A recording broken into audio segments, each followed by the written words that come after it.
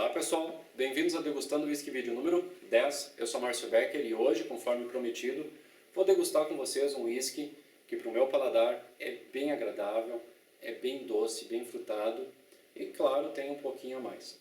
Hoje eu vou degustar com vocês o Oban 14 anos. Eu até estava vendo um material aqui, esse material é um material interessante que tem relação com o Oban 14 anos.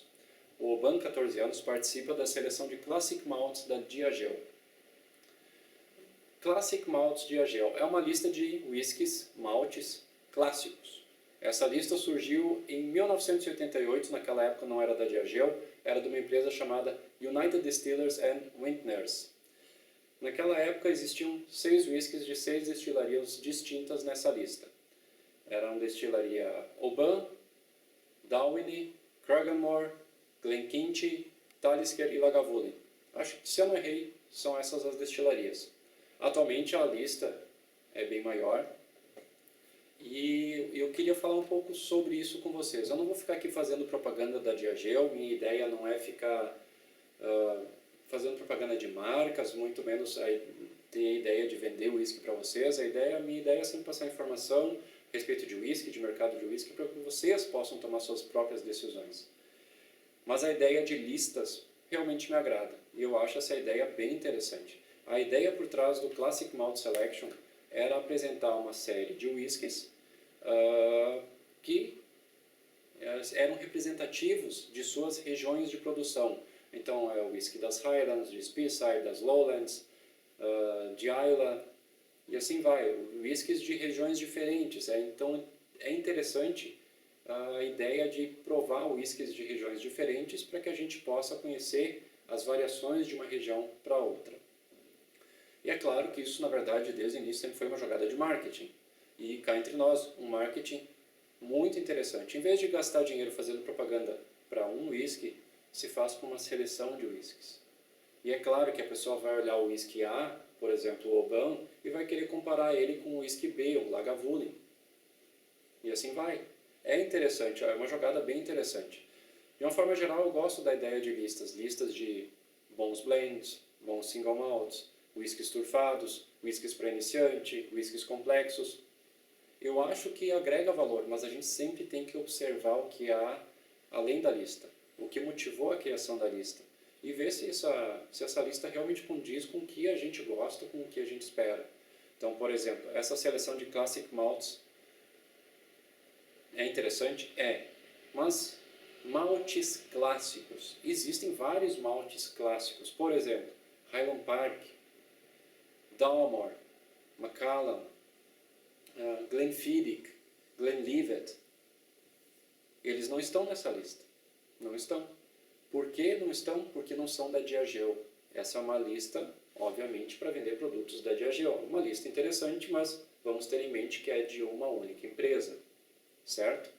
Eu até estava olhando, é um material bem interessante, notas de degustação de uma forma genérica, notas de degustação de whiskies específicos. E o que mais me chamou a atenção aqui é que eles têm um mapa de regiões produtoras de whisky. A ideia é apresentar whiskies de regiões diferentes e eles têm um mapa das regiões produtoras de whisky na Escócia. Só que eu comecei a olhar esse mapa e comecei a achar um pouco estranho. Fui na internet e verifiquei realmente este mapa aqui, gente. Ele é divergente do mapa oficial da Scotch Whisky Association, que é um órgão que regula, digamos assim, a indústria de whisky na Escócia. Em torno de 90% das indústrias de whisky estão atreladas à Scotch Whisky Association. Então a Diageo apresenta para nós um mapa divergente do oficial. Isso vai mudar em alguma coisa na nossa vida? Não. Se você não levar 100% a sério isso aqui, não vai mudar em nada a sua vida, a vida de ninguém. Mas eu achei interessante ressaltar essa informação. Esse tipo de material a gente encontra... vou colocar de qualquer jeito. Esse tipo de material a gente encontra na internet, a gente encontra em lojas especializadas, e volta e meia a gente ouve falar em artigos ou em vídeos, o pessoal vai lá e fala, esse é um Classic Malt. É bom prestar atenção. Que Classic Malt é esse? De quem? Por quê? Como assim? Tá? E o Oban 14 anos faz parte dessa seleção. É um whisky que eu já vou adiantando que me agrada bastante. é um whisky que a gente vai degustar agora, 43% de teor alcoólico. Ele vem aí nesse cilindro de papelão, um cilindro de papelão com uma tampa metálica. É um tipo de embalagem padrão no mercado de whisky. E o que a gente tem para falar sobre este whisky? Vai corante, é uma cor bem bonita, brilhosa, vívida, alegre. E o whisky, ele também vai mais ou menos para essa linha, vívida e alegre. Vamos lá. Aroma. É um aroma fresco. Até já vou pegando aqui as notas de degustação. Vou botar aqui. Passar tudo que eu identifiquei na degustação, né, gente? Fresco, doce, frutado, notas de achocolatado, malte, um malte bem doce. Ele tem um aroma bem arredondado, um pouco de cítrico, e esse cítrico lembra abacaxi. Na verdade, me lembra abacaxi com canela feito na churrasqueira. E realmente tem algumas notas de canela e tem um pouco de esfumaçado, madeira queimada, um pouco de amadeirado.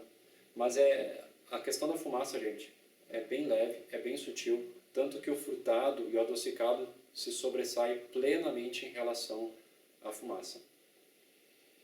Tem um pouco de sal, e aí volta o licoroso, e de vez em quando vem uma nota diferente de hortelã.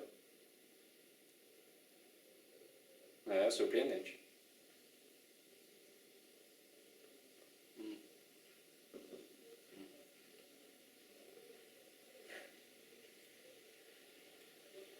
No paladar, ele inicia de uma forma bem frutada. Um pouco de pimenta, mas bem frutado. Mas um frutado cítrico, bem doce, de fruta bem madura, parece uma bergamota bem madura. Em alguns lugares chamam de tangerina. Daí vem o malte de novo, a doçura do malte bem doce, é um malte que preenche a boca. No aroma a gente sentia um pouco de turfa, no paladar não sente, mas sente um pouco de sal. Sente um pouco de canela, de gengibre. É um whisky que tem uma textura, é um whisky com corpo médio, tem uma textura bem viscosa, bem arredondada. Em alguns momentos tem um pouco de rispidez que parece o amadeirado, parece que o amadeirado ainda não está bem arredondado, mas de uma forma geral, frutado, macio, redondo, adocicado. E ele finaliza de uma forma média.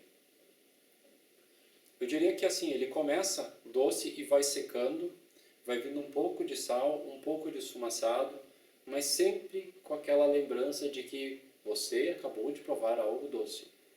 A boca vai secando, mas vem a lembrança de algo doce, muito de leve, sempre presente.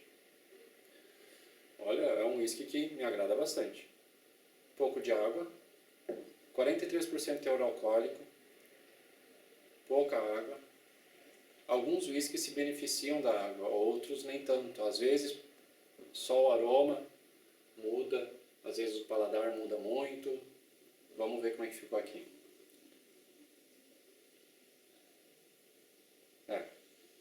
No aroma ele ficou ainda mais fresco. Ele ficou um pouco menos doce e um pouco mais salgado. Mas ainda a gente sente o malte, a gente sente um pouco mais de pimenta. E no mais ele continua um pouco de cítrico, aquele abacaxi, continua. Vamos ver no paladar.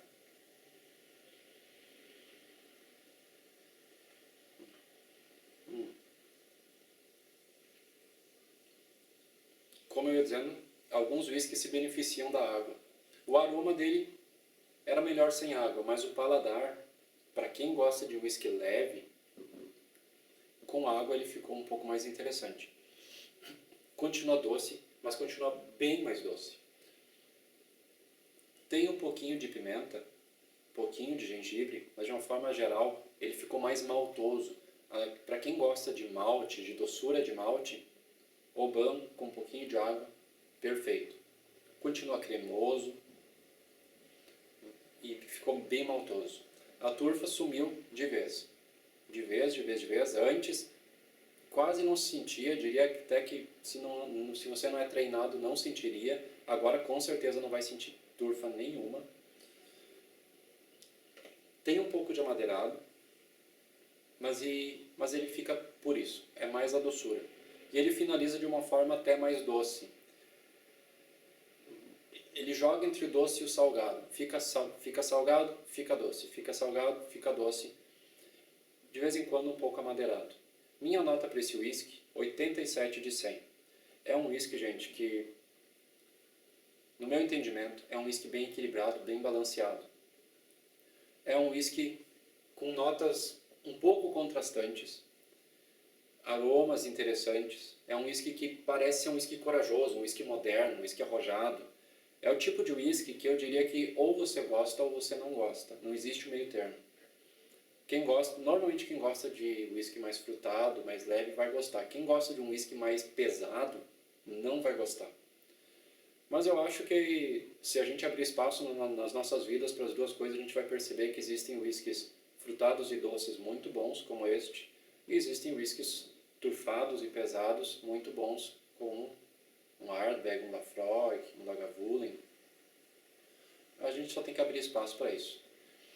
E é um whisky que tem uma personalidade bem definida. A gente prova, ele sabe que está provando um whisky diferente. E essa questão da personalidade me leva a um outro assunto. Voltando um pouco à questão das regiões. Volta e meia eu escuto alguém falar assim, eu gosto de whisky de Islay, eu gosto de whisky de Speyside, eu gosto dos whiskies das Highlands. Pessoal, minha opinião bem sincera em relação a isso. Se você gosta da região A, região B, beleza. Agora, escolher um whisky na hora de comprar, escolher um whisky pela região que está escrito no rótulo, é um tiro no pé. É um tiro no pé. Eu acho que a gente tem que aproveitar a oportunidade que a gente tem atualmente de consultar a internet, consultar livros, ver vídeos das pessoas comentando a respeito dos whiskies para saber se um whisky está mais ou menos na nossa característica de gosto ou não. Por quê? Antigamente era muito difundida e ainda é a ideia de que o whisky da região X tem sabor A, e o whisky da região Y tem sabor B. Pessoal, isso às vezes é exatamente o contrário. Às vezes um whisky de Islay não é turfado. Acontece. Bruichladdich, Bunnahabhain produzem às vezes whiskies bem frutados, bem florais, bem leves. Bunnahabhain o tempo todo, Bruichladdich às vezes. Em Speyside nós temos whiskies turfados, não apenas whiskies frutados e temperados. Então, o que adianta olhar no rótulo a região? É uma questão assim mais de gosto, é uma questão que a gente deveria considerar o nosso paladar e não a região produtora. Se a gente considerar destilarias das mesmas cidades, destilarias que estão na mesma cidade, por exemplo, duas destilarias que estão na mesma cidade vão produzir whiskies bem diferentes um do outro. E o que define isso não foi a região.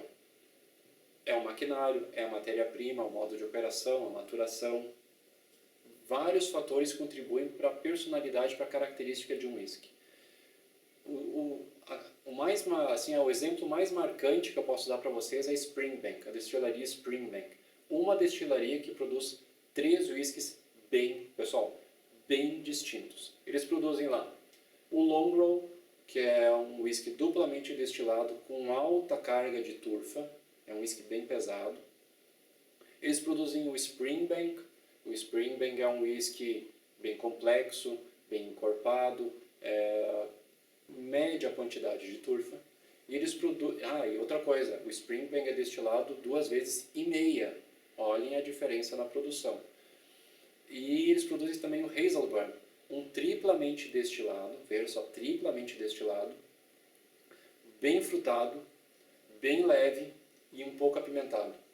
Uma destilaria, 3 whiskies bem distintos. Fora as variações dentro de cada whisky. O Springbank 12 anos, 10 anos, 21 anos, Cask Strength. O Longrow 14 anos, Longrow CV. Há variações dentro dos whiskies além disso. E o que muda de um whisky para o outro? Muda maquinário? Não. Muda matéria-prima? Não. O que muda é a turfa. de matéria-prima, turfa, mas no resto é o mesmo fermento, é a mesma água, é a mesma cevada. Muda a operação, gente. Muda o jeito que a destilaria trabalha em cada etapa do processo. É só isso que eles variam.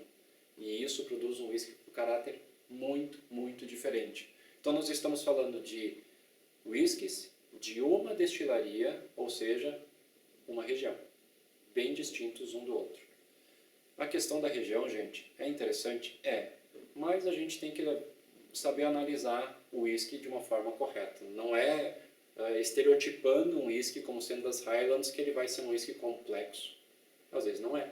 Não vai ser, lendo no rótulo que ele é de Islay, que ele vai ser turfado. Nem sempre.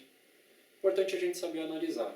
E fica a minha dica para vocês. Vejam, aproveitem essa oportunidade que a gente tem atualmente de acessar a internet e verificar os comentários das pessoas que já provaram whisky, o que acharam. Vale a pena. A gente normalmente gasta uma grana alta para comprar uma garrafa de whisky. Vamos investir nosso dinheiro com cuidado. Se a gente quer comprar o que a gente gosta, a gente vai atrás. Pessoal, espero que vocês aproveitem essa dica. No próximo vídeo eu vou aproveitar que muita gente ainda tem chocolate em casa e vou passar umas dicas de degustação de whisky com chocolate. Saúde!